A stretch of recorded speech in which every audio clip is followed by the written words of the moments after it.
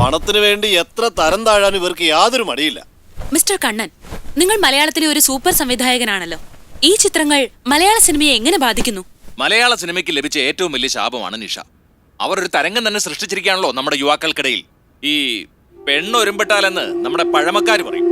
ഇവിടെ നിഷയും അവളെ പോലുള്ളവരും ഒരുമ്പിട്ട് ഇറങ്ങിയിരിക്കുകയാണ് മലയാള സിനിമയെ നശിപ്പിക്കാൻ. ഇത് അനുവദിക്കരുത്. ഈ 100 മെസ്സേജ് എന്റെ ഫോണിലുണ്ട്.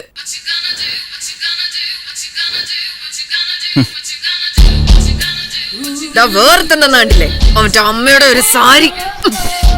ഈ സാരി കൊടുത്ത് ഞാൻ വേലക്കാരിയായിട്ട് അഭിനയിക്കണം. ഇത് മുട്ടുവരെ പൊക്കി കുത്തി കുനിഞ്ഞിരുന്ന് നിലം തുടയ്ക്കണം. കുനിഞ്ഞു അങ്ങോട്ട്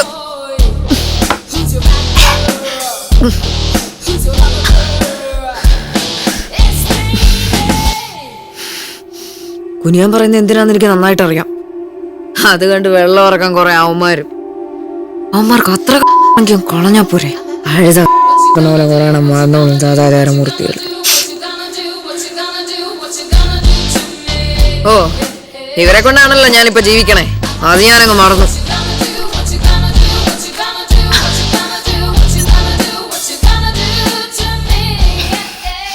ഇത് തീർന്നോ? ഈ കുന്തം തീർന്നോന്ന്?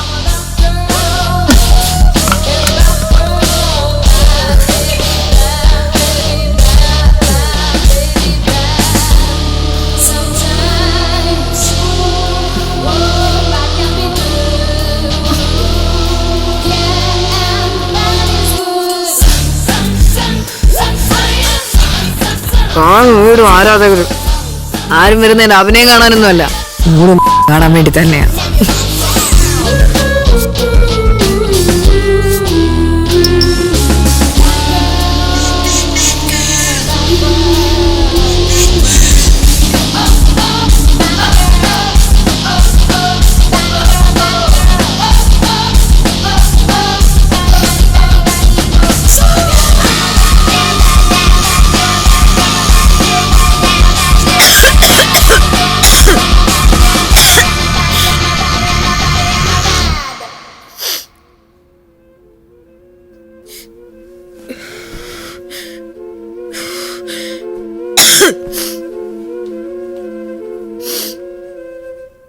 മടുത്തടോ, ശരിക്കും മടുത്തു. എന്റെ പേര് പോലും ഞാൻ മറന്നുപോയി. ഇപ്പൊ വേറെ ശവം, ഇത്തിരി മാംസം മാത്രം ബാക്കിയുള്ള ശവം. ഇത് കൊത്തി തിന്നാനും കഴിവന്മാർ കാത്തു നിൽപ്പുണ്ട്.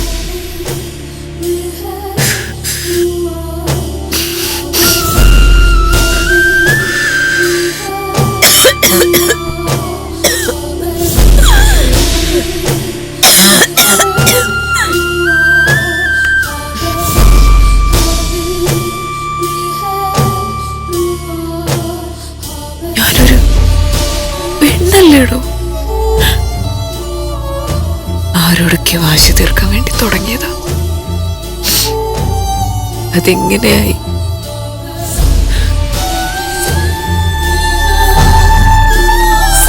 ഒന്നും വേണ്ടായിരുന്നു.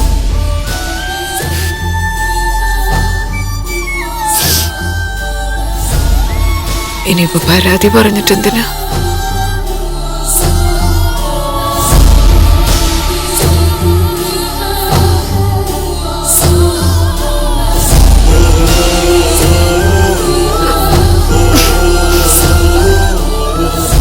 നീ ഭക്ഷണം കഴിച്ചോ? രാവിലെ പോയി കിടന്നു.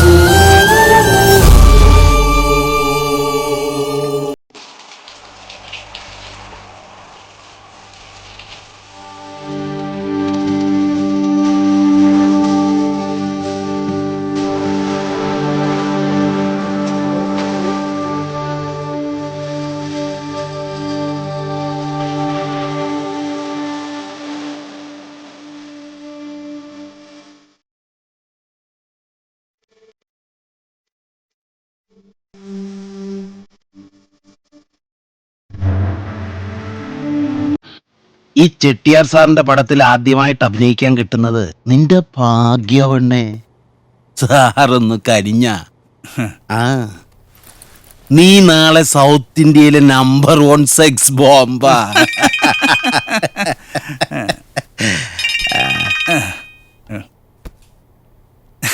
நான் ஏத்தி விட்டங்கத்தா. இந்த கோலிவுட்டிலும் பாலிவுட்டிலும் டோலிவுட்டிலும் கோட்டி கட்டி பறக்குறாங்க.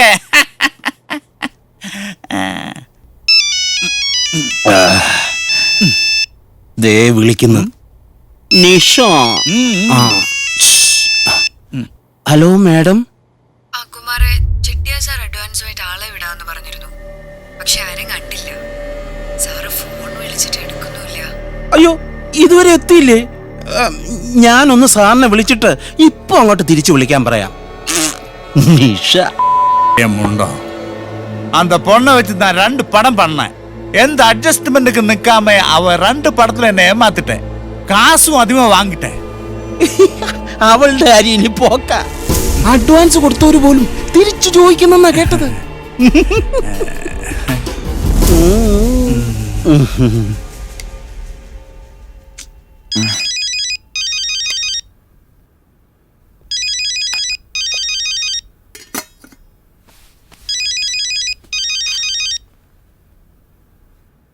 ഹലോ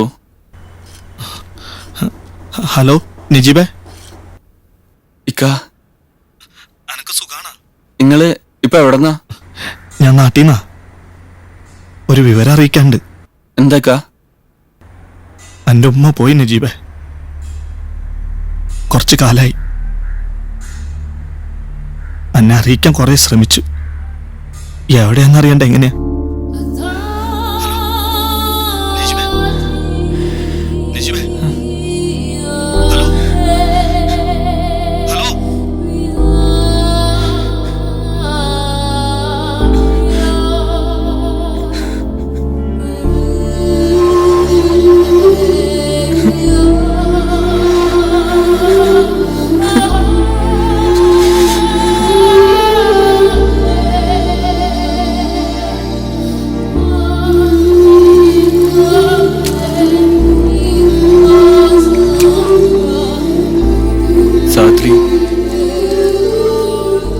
അത്യാവശ്യമായിട്ട് ഹോസ്പിറ്റലിൽ വരെ ഒന്ന് പോണം. എനിക്ക് വയറ്റിലുണ്ടോന്നൊരു സംശയം. നമുക്കിത് വേണ്ട. നാളെ തന്നെ ഹോസ്പിറ്റലിൽ പോയി ഇത് കളയണം. നീ എന്താ പറഞ്ഞേ? അതങ്ങനെ നീ മാത്രം തീരുമാനിക്കണ്ട സാവിത്രി, പ്ലീസ്. പടച്ചോൻ പൊറുക്കാത്ത കാര്യം നീ പറയണേ. നമ്മുടെ ജീവിതം ഇങ്ങനെയായി. നമുക്ക് ആ കുട്ടീനെങ്കിലും മര്യാദയ്ക്ക് വളർത്തണം. എങ്ങനെ വളർത്തുന്നാ പറഞ്ഞു വരുന്നത്? തെണ്ടുവോ? പിന്നെ പടച്ചോൻ കാണിച്ച വഴിയിലൂടാണല്ലോ നമ്മളിപ്പോ ജീവിക്കുന്നേ.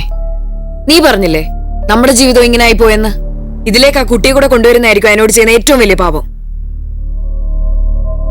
സാവിത്രി, 10 ആളുടെ മുന്നിൽ തല കുനിക്കാതെ നടക്കാൻ പറ്റുമോ കുട്ടിക്ക്? അച്ഛനും അമ്മയും വലിയ പേരാണല്ലോ ഉണ്ടാക്കി വെച്ചിരിക്കുന്നേ. നീ എന്തൊക്കെ ന്യായം പറഞ്ഞാലും ആ കുഞ്ഞിനെ കൊന്നുള്ള പാപം കൂടി തലേക്കേറ്റി വെക്കരുത്. പിന്നൊരു പ്രസവം കഴിഞ്ഞ എന്നാരെങ്കിലും അഭിനയിക്കാൻ വിളിക്കൂ? വളർത്തും പോലും.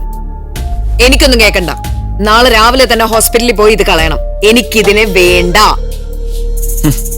ഒരു തള്ളയാവുള്ള യോഗമൊന്നും നിന്നെ പോലുള്ളവർക്ക് പറഞ്ഞിട്ടടി.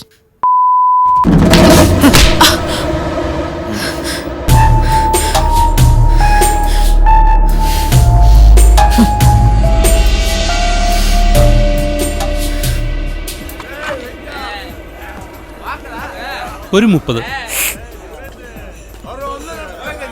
അവനെ മനസ്സിലായോ?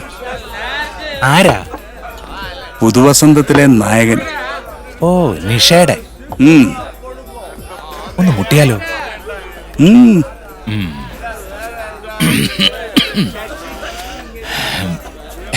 പുതുവസന്തത്തിലെ നായകനല്ലേ? എനിക്കറിയാം. ഒരു റിപ്പീറ്റ്. ഡേ, സാറിനൊരു പെഗ് കൊടുക്കടേ. എന്റെ കൊച്ചനെ, നിങ്ങളെ പോലൊരു ഭാഗ്യവാനെ ഞാൻ എന്റെ ജീവിതത്തിൽ കണ്ടിട്ടില്ല. ആ നിഷയുടെ കൂടെ സിനിമയിൽ അഭിനയിക്കുകയും ചെയ്തു, അവളെ തന്നെ കൂടെ പൊറുപ്പിക്കുകയും ചെയ്തു. അതെ, ഞാനൊരു തനി അച്ചായന. വേറെ വേഷം ഒന്നും വിചാരിക്കണ്ട. അവളുടെ പൊക്കിള് കണ്ട അന്നു മുതൽ തുടങ്ങിയതാ ഒരേ ഒരു രാത്രി. ഞങ്ങൾ 2 പേരും മാത്രം. ആശാൻ പറ, എന്നാ വേണം?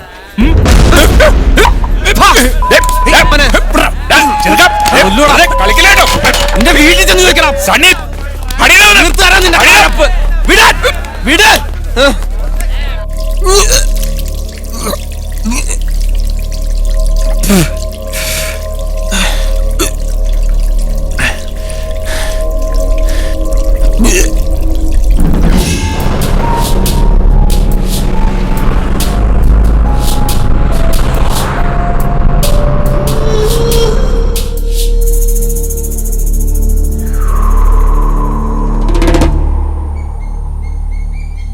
എന്ത് കോലാണ്ടത്? നല്ല യാത്രാക്ഷീണുണ്ട്.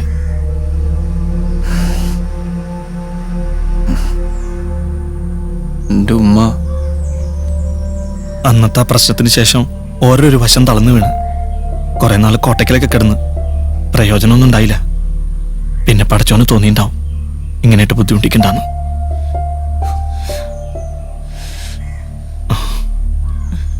നാട്ടുകാരും പള്ളിക്കാരൊക്കെ മൂസാജിനെ ഒറ്റപ്പെടുത്തി. കച്ചവടവും വീടും ഒക്കെ പോയി. ഒരു മനുഷ്യായുസില് ഇതേ കൂടുതലൊക്കെ എന്തനുഭവിക്കാനാ?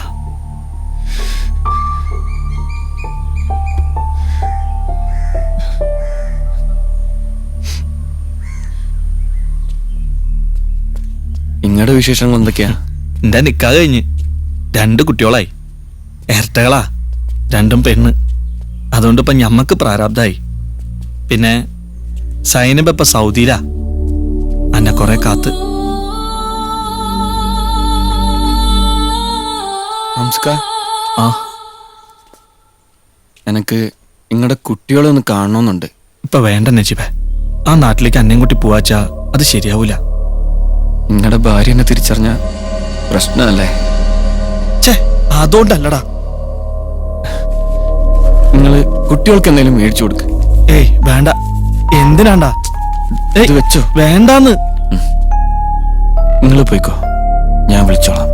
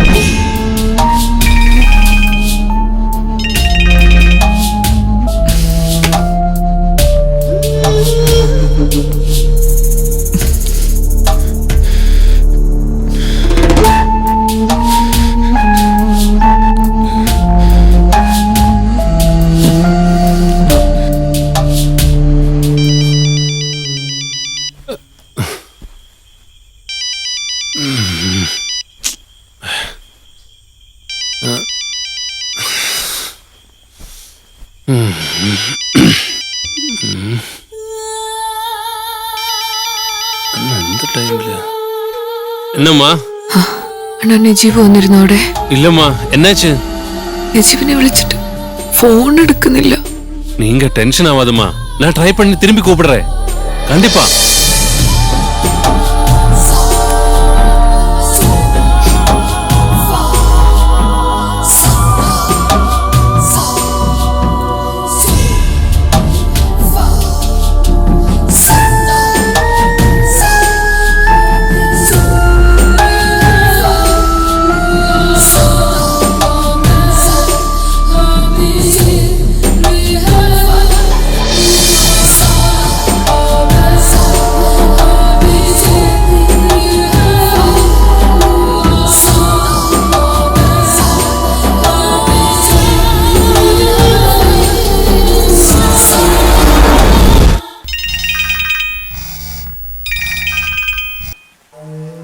ഹലോ, ആരാ വിളിക്കുന്നേ?